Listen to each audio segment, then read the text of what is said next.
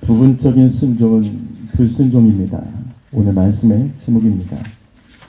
방금 우리가 읽었던 말씀은 하나님께서 사울 왕에게 마지막으로 순종할 기회를 주신 말씀입니다.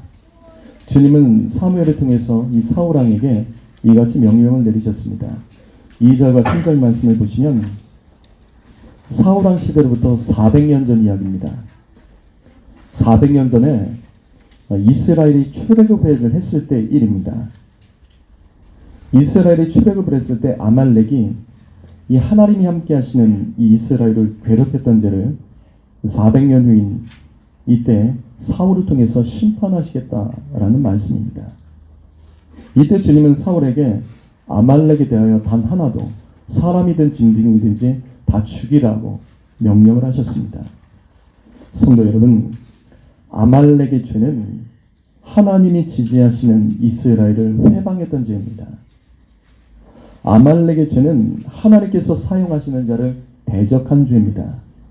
여러분, 사람이 볼 때 별 볼 일 없어도 예배하고 기도하는 사람과는 다투지 마십시오. 조금 부족해도 사명 감당하려고 몸부림치는 자, 그 사람은 어렵게 하지 마십시오. 주님은 다 아십니다. 그런데도 사용하십니다. 그건 이유가 있는 거예요. 내 생각에 맞지 않아도 하나님께서 사용하시는 자의 하는 일들을 반대하시면 안 됩니다. 아말렉 민족은 고대 근동 지역의 몽골족처럼 광야에서 전투적으로 생존하는 아주 강한 유목민입니다. 이 아말렉의 죄는 출애굽하여 주님의 인도함을 받아서 행진하는 이스라엘 백성을 회방한 죄예요. 그래서 공격한 죄입니다. 그런데 하나님께서는 400년이 지나서 이 죄를 물으시는 겁니다. 주님은 우리의 회개되지 않은 죄 절대 있지 않습니다. 그리고 반드시 하나님은 그 죄에 대해서 주님은 갚으십니다. 그런데 오늘 말씀에 반대의 경우도 나옵니다. 우리 6절 말씀 읽어볼까요? 6절 읽어봅니다. 시작.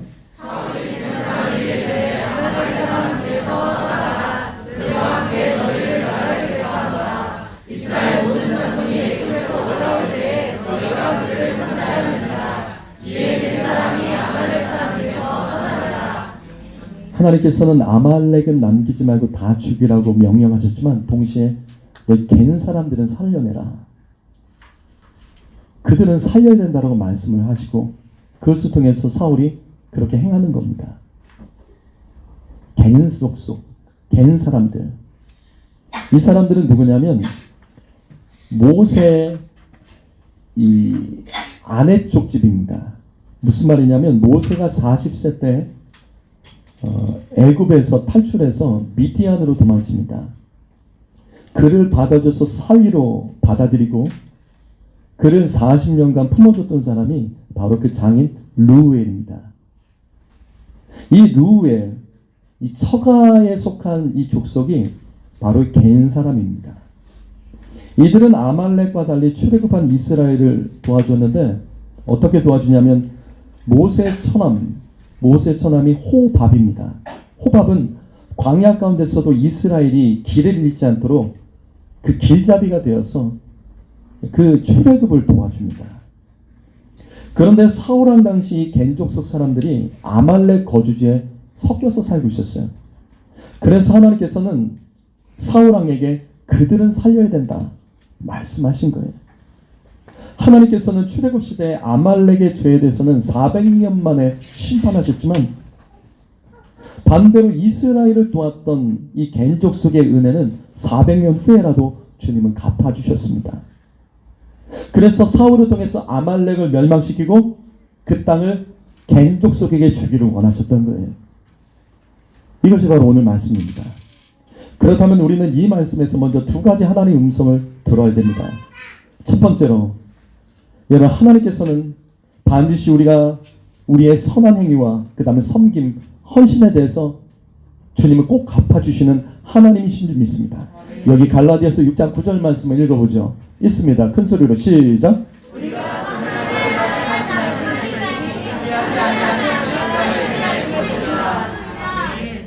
주님을 위하여 선한 일을 하고도 힘들 때가 있죠. 낙심하지 마십시오. 선한 일을 하고도 인정 못 받을 수 있습니다. 형편이 더 어려워질 수 있습니다. 그러나 후회하지 마십시오. 하나님 다 보고 계십니다. 주님은요, 가장 완벽한 타이밍에 반드시 기가 막히게 역사해 주시고 갚아주심을 믿으십시오. 혹시 나의 때에 갚아주지 않더라도 낙심하고 조급하지 마십시오. 오늘 말씀 보세요. 400년이 흘러도 회개되지 않은 죄에 대해서 주님께서 물으시는 것처럼, 반대로 400년이 지나도 주님께서 갚아주지 않았던 것이 있으면 그래도 주님은 꼭 갚아주십니다. 성도 여러분, 사람과 하나님에게 뭔가 공평하고 정확하게 받아내려는 습관은 버리십시오. 당장 못 받을 수 있어요. 당장 해결되지 않을 수 있습니다. 그래도 견디세요. 참고 섬기시고 끝까지 심으십시오. 저는 이 말씀이 참 좋습니다. 누가복음 6장 38절 말씀 읽어봅니다. 자, 집중하시고 읽으시죠. 시작.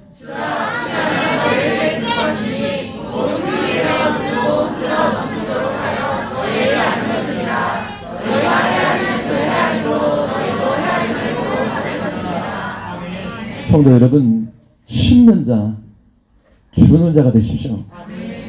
주님의 나라와 사명을 위해서 주님이 주신 것을 사용할 줄 아셔야 됩니다. 이처럼 주님은 주는 자에게 누르고 흔들어 넘치도록 복으로 갚아주신다고 말씀하고 계세요. 혹시 삶이 궁핍하십니까? 자꾸만 잃어버리시고 빼앗기십니까? 이상하게 자꾸 손해보는 분이 계시죠? 그렇다면 내가 심은 것이 없어서 그렇게 된 것은 아닌지 돌아보십시오. 하나님이 주신 것을 가지고 내가 주를 위해 쓰지 않은 것은 없는지 돌아보십시오. 주님이 주신 것을 가지고 주 앞에서 미루었던 것 없는지 돌아보십시오. 주님의 일을 하라고 주신 것을 가지고 딴 데 쓰진 않았는지 돌아보셔야 됩니다. 갈라디아서 6장 7절 말씀은 스스로 속이지 말라. 하나님을 업신 여기지 받지 아니하시나니 사람이 무엇을 심든지 그대로 거두리라. 스스로 속이지 말라. 심지 않고 거두기를 원하는 것이 속이는 겁니다. 심은 것과 다른 것을 거두기 원하는 것이 속이는 겁니다. 그것은 하나님을 속이는 거고 나 자신도 속이는 정직하지 못한 것입니다. 심는 것이 정직한 겁니다. 심는 것이 축복입니다. 하나님은 농부이십니다. 심은 것을 반드시 갚아주시고 보상하십니다. 나의 때에 갚아주지 않더라도 오늘 말씀 기억하시며 오랜 시간이 흘러도 주님은 절대로 잊지 않고 거두게 하시는 하나님인 줄 믿습니다. 두 번째로 우리가 기억해야 될 것은 주님은 의인과 악인을 함께 멸하지 않으시는 하나님이십니다. 하나님께서는 아말렉의 죄를 과거의 죄로 심판하시면서도 동시에 그 지역에 살던 갠 사람들에게 피할 길을 예비해 주셨습니다. 성도 여러분, 이 세상에서 성도와 불신자, 그 다음에 의인과 악인, 이 사람들은 서로 떨어져서 분리돼서 살아가는 건 아니에요. 사실은 섞여 있습니다. 가정 안에도 섞여 있습니다. 교회 안에도 섞여 있습니다. 직장 안에서도 섞여 있습니다. 이것에 대해서 예수님께서 가라지의 비유를 통해서 말씀하신 내용을 한번 보죠. 마태복음 13장 27절과 28절 말씀, 여기 있는 말씀 그대로 한번 읽어보시죠. 자, 읽어봅니다. 시작. 주여 밭에 좋은 씨를 뿌리지 아니하였나이까? 그런데 가라지가 어디서 생겨나이까? 주인이 이르되 원수가 이렇게 하였구나. 종들이 말하되 그러면 우리가 가서 이것을 뽑기를 원하시나이까? 여기서 밭은 이 세상입니다. 밭에 뿌려진 좋은 씨는 천국의 자녀들이에요. 가라지는 악한 자들입니다. 그런데 이 말씀을 보십시오. 이 세상의 천국의 자녀들과 악한 자들이 섞여서 살아갑니다. 섞여 있다고요. 그러자 주인의 종들이 주인에게 요청을 합니다. 주여, 저 가라지를 뽑아버리는 것이 어떻습니까? 그래도 주님이 뭐라고 말씀하시죠? 이 다음 말씀 주님이 뭐라고 말씀하셨죠? 마태복음 13장 29절 말씀, 가만둬라. 왜? 가라지 뽑다가 곡식까지 다친다라는 거예요. 이게 우리가 살아가는 세상이에요. 성도 여러분, 세상이 악하고 악한 자가 이기는 것 같죠? 그래도 혈기 부리지 마십시오. 악한 자들이 잘 되는 것 같죠? 그래도 원망하지 마십시오. 주님은 가라지 뽑아버리다가 하나님의 자녀까지 다칠까봐 참고 계시는 것 뿐입니다. 성도 여러분, 의인은 악인과 함께 망하지 않습니다. 의인은 악인의 속을에 살아가도 절대로 망하지 않습니다. 하나님이 다 보고 계세요. 우리는 우리가 할 일만 하면 되는 거예요. 그러나 하나님께서는 추수의 날이 되면 누가 의인이고 누가 악인인지 반드시 심은 대로 갚으십니다. 그것이 이어지는 30절 말씀이에요. 30절 말씀 읽어봅니다. 시작.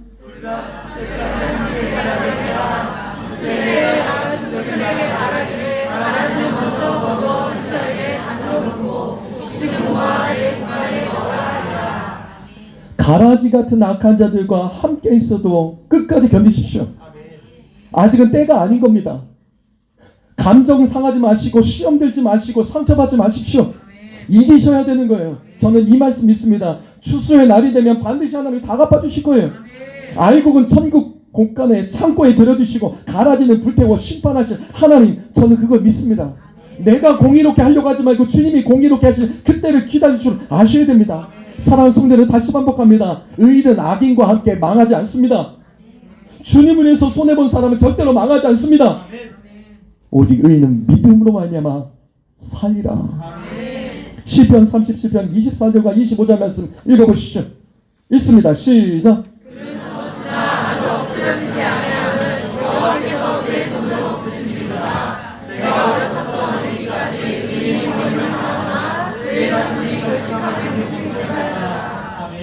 성도 여러분, 죄 때문에 넘어졌으면 빨리 회개하세요. 어떤 핑계도 대지 마십시오.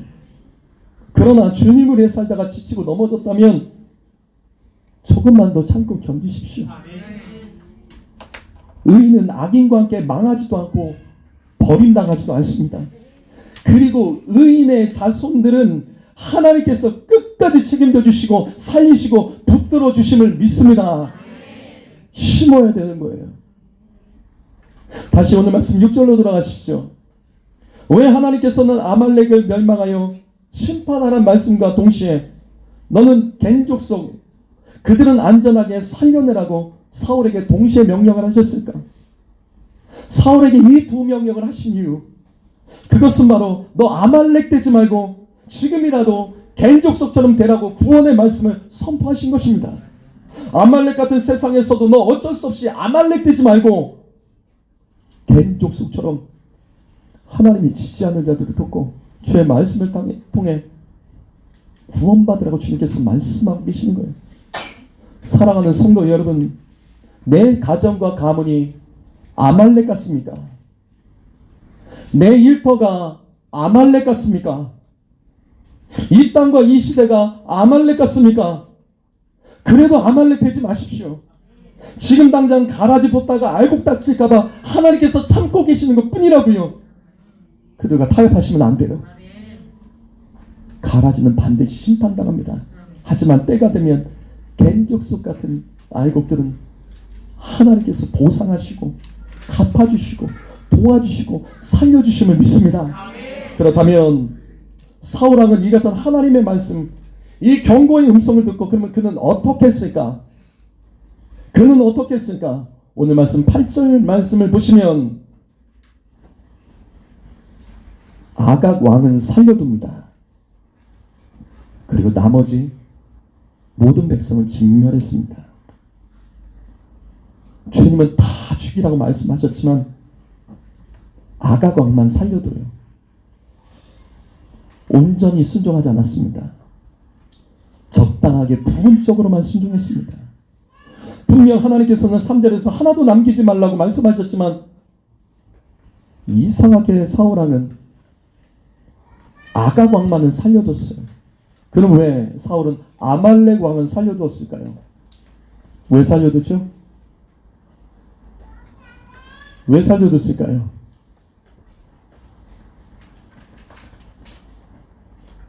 12절 말씀 보면 자기를 위하여라는 말이 나옵니다. 무슨 말이냐면 자기를 위해서 살려둔 겁니다. 많은 백성 앞에서 자기를 자랑하고 높이기 위해서 살려둔 거죠. 여러분, 이 시간 다시 우리는 하나님의 음성을 들어야 됩니다. 여러분이 하나님의 말씀에 순종한다고 하면서도 여전히 불순종하며 남겨둔 악악은 무엇입니까? 주님께서 없애버려라, 너 끊어버리라고 말씀하셨지만 여전히 그대로 남겨두고 있는 나와 내 가정과 일터에 있는 악악은 무엇입니까? 어느새 기도를 쉬는 악악을 빨리 죽여버리십시오. 더 예배하지 못하게 하는 악악을 빨리 죽이십시오. 하나님 앞에서 시간과 물질을 온전히 사용하지 못하는 이 악악, 두렵게 만든 이 악악을 빨리 죽이십시오. 아직도 술과 담배를 끊지 못하셨습니까? 도박과 음란의 죄와 게임 중독에 끌려다니고 계십니까? 아직도 미워해서 용서하지 못하는 죄가 마음속에 있는데 끊지 못하십니까? 아직도 부모에게 불순종하고 혈기 부리고 다른 사람에게 물어 뜯으려고 하고 보복하려고 하는 이 짐승과 같은 본능을 사로잡힌 이 죄를 끊지 못하고 사는 분 계십니까? 이 악악을 빨리 죽이십시오. 죽이지 않으면 오늘 말씀처럼 내가 죽고 내 가족도 죽고 내 일터도 죽고 다 죽습니다. 하나님 말씀의 부분적으로 순종, 적당한 순종은 마귀가 가장 즐겨 쓰는 죄된 전략입니다. 사울의 부분적인 순종, 적당한 순종은 이것이 다가 아니었어요. 9절 말씀 보시죠. 9절을 읽어봅니다. 있습니다. 시작.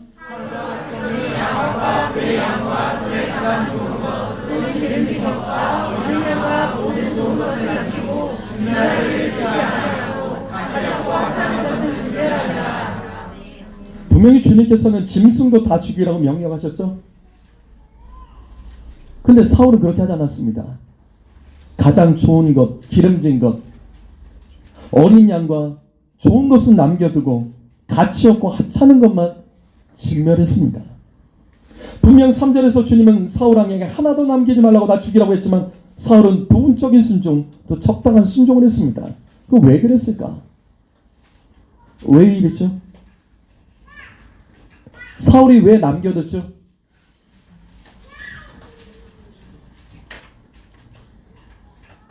사울이 왜 남겼죠?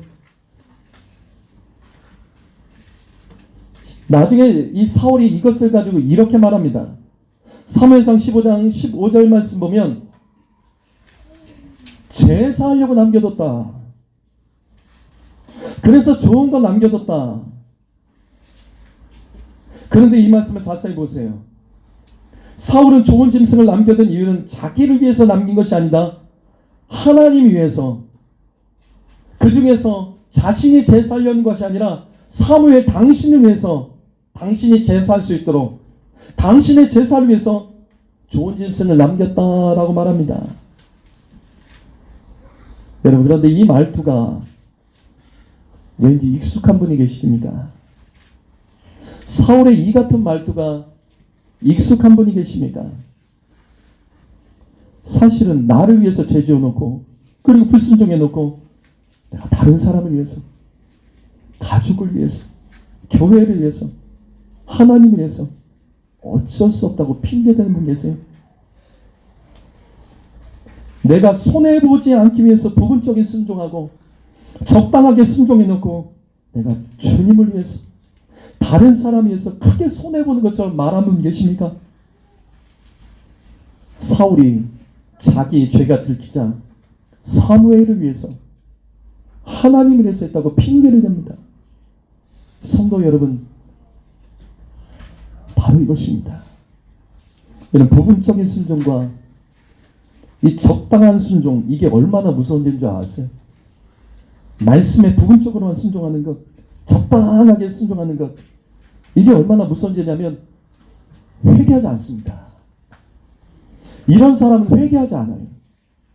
차라리 아예 불순종하는 인생이라면 죄를 인정하며 회개할 텐데, 적당하게 부분적으로 순종한 사람들은 자기가 죄 지은 걸 인정하지 않아요. 그래도 이거라도 하지 않았냐라고 말합니다. 우리 이렇게 말한 적 없어요? 부분적으로 순종하고 내가 이만큼이라도 한 것이 다행이지 않냐? 나 이만큼만 했으니까 잘한 것 아니냐? 아니에요.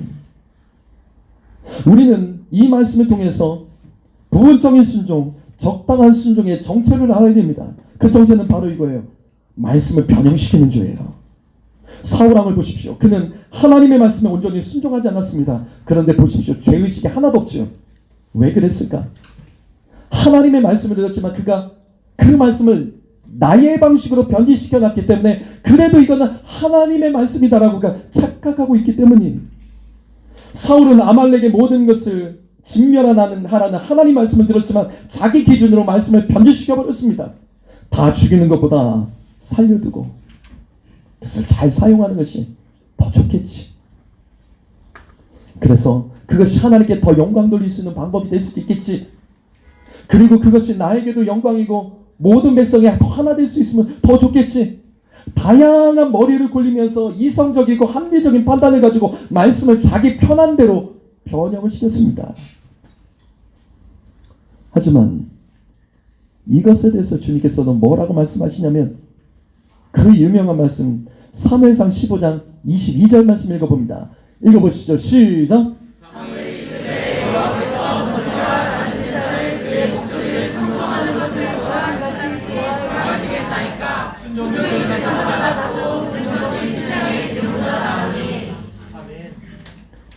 하나님의 말씀을 자기 기준으로 부분적으로 순종하고 바꿔버린 이 사울에 대해서 주님께서는 이렇게 말씀하십니다. 순종이 제사보다 낫다. 무슨 말이에요? 너 불순종이다라는 거예요. 그 순종 아니다. 성도 여러분, 여러분은 주로 어떤 말씀을 내 기준으로 잘라먹고 변형시키는 그 못된 버릇을 아직도 가지고 계십니까? 예배에 대해서, 사명에 대해서, 주님께 시간과 물질을 드리는 것에 대해서 내 기준으로 잘라먹고 자꾸 변형시키는 그 오래된 습관과 버릇. 그래서 말씀 듣다가 그것이 충돌이 생기면 그래도 다시 그 버릇으로 돌아가서 여전히 말씀을 변형시키는 그 모습. 그 온전하지 못한 순종, 부분적인 순종, 타협적인 순종의 모습은 여러분에게 무엇입니까? 그런데 여러분 아세요? 성경에 기록된 최초의 죄가 바로 여기서부터 시작됩니다. 창세기 3장 3절과 4절 말씀 읽어봅니다. 읽어볼게요. 시작.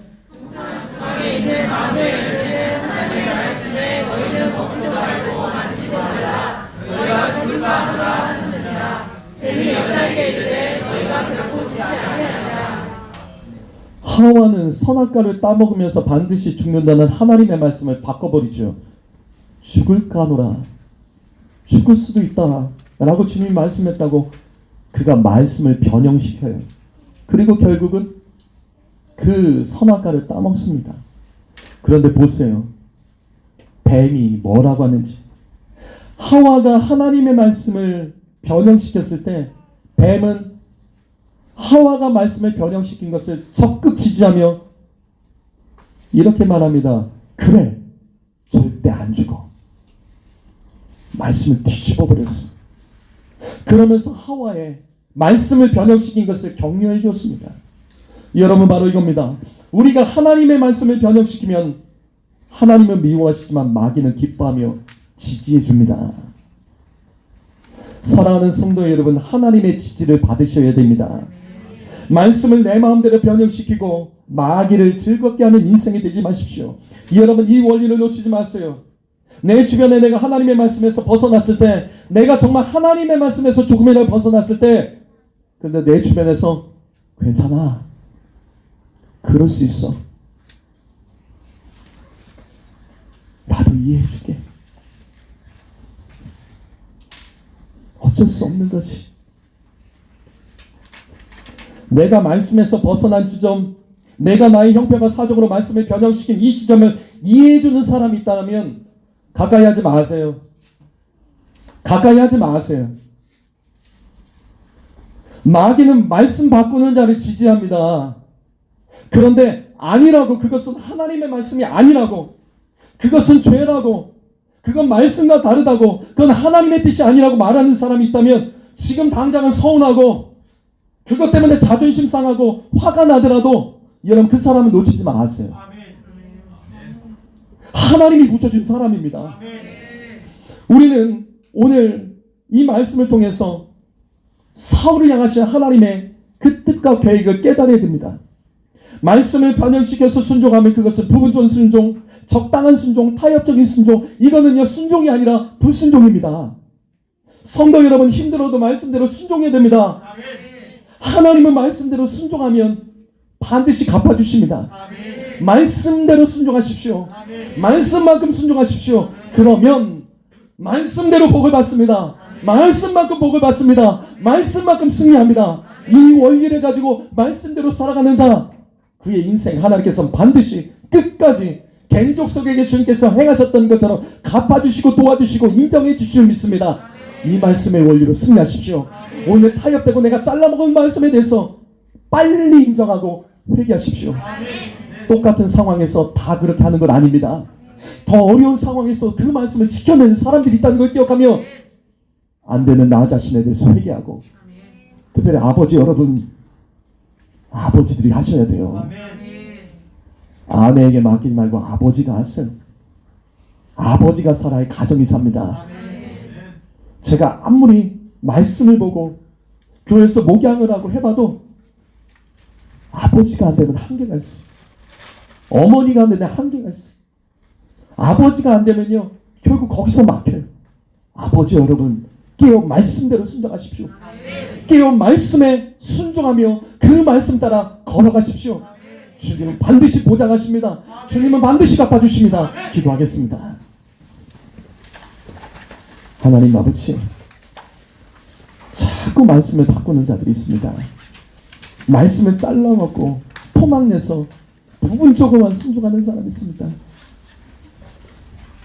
그렇게라도 하니까 그것이 순종이라며 불순종하는 자보다 낫다라며 회개도 하지 않는 자가 있습니다.